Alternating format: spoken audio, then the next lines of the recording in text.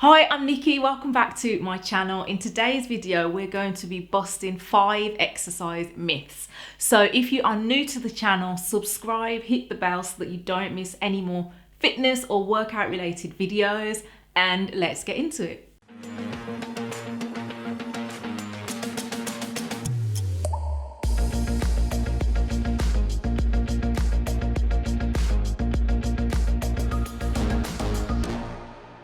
So one of the first myths that we'll have a talk about is that exercise burns lots of calories. Now, that can be true to a certain point, but obviously it depends what kind of activity and exercise you are engaging in. So really, if you're looking to burn a lot of calories or keep your calorie intake lower because maybe weight loss is your main goal, then really it's about your diet. 80% of maintaining a good diet and a healthy weight is done in the kitchen. It's about what you eat. And I'd say 20% is made up by exercise and in the gym. So it's really key that if weight loss is your goal, that you are thinking about portion sizes and what you're eating. So as an example, if you were running at 5 miles an hour for say 30 minutes, then you would burn a similar number of calories to that's in a bagel. So that's not really that much for 30 minutes of exercise. So, you can do all the amount of exercise in the world, but there's only a certain point of exercise that can outdo a bad diet. If you're eating 5 cakes a day, no amount of exercise is going to outdo that. Now, one of the next common exercise myths that we'll talk about is the fact that a lot of people think that doing loads and loads of sit-ups will make you have a flat stomach. And it's just simply not true. Yes, sit-ups will help you build muscle in your stomach area, but ultimately your stomach is never going to be flat if you've got a layer of fat that are covering the muscles. So you can't spot reduce fat through exercise. It's just simply not true.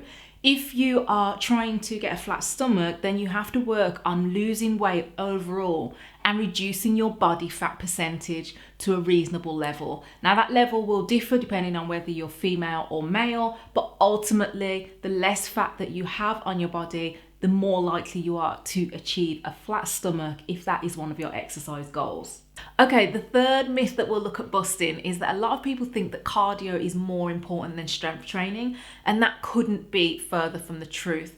If we can try and maintain at least 2 muscle building workouts in a week, then that will help us to reduce risk of osteoporosis as we get older. As well, as we get to the age of 30 and beyond, our muscle mass decreases over time. So somehow we need to look at replacing and replenishing the muscle that we're losing. And the only way that we'll do that is through muscle building exercises. That's why it's so important.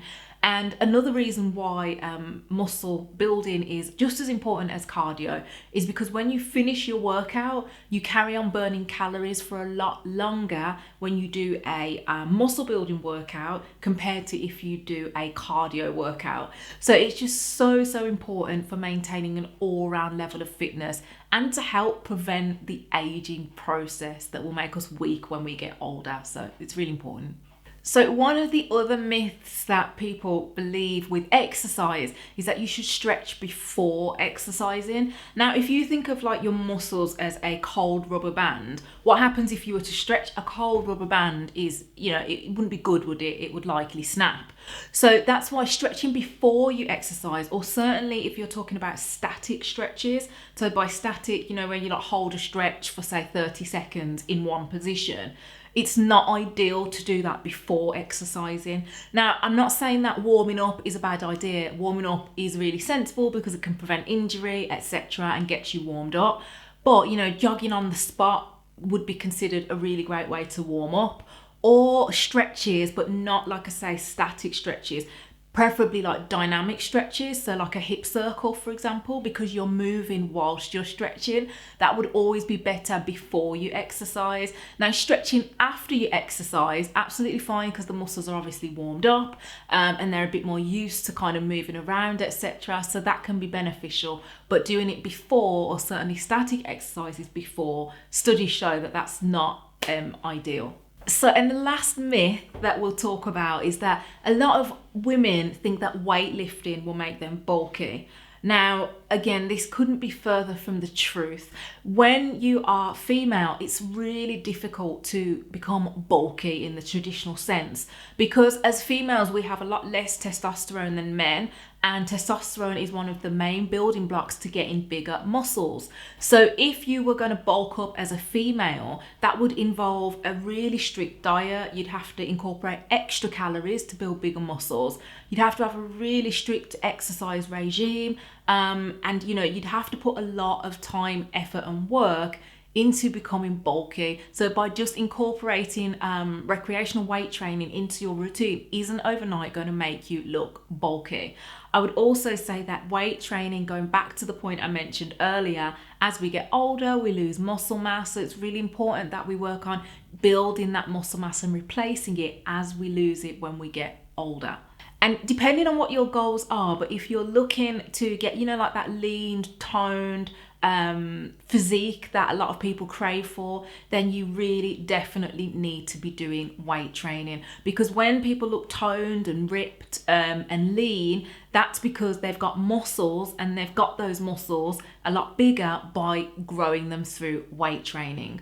So yeah, weight training for women is definitely something that you should look at putting into your routine, if not already. It will not make you bulky unless you are making a major effort to get bulky. I hope those 5 myths that I've busted have helped you. If you believe some of those myths, then hopefully now it can help you reach your fitness goals quicker. If it's been useful, make sure that you subscribe to the channel and you hit the notification bell so that you don't miss any of my future uploads. And I'll look forward to seeing you in my next video.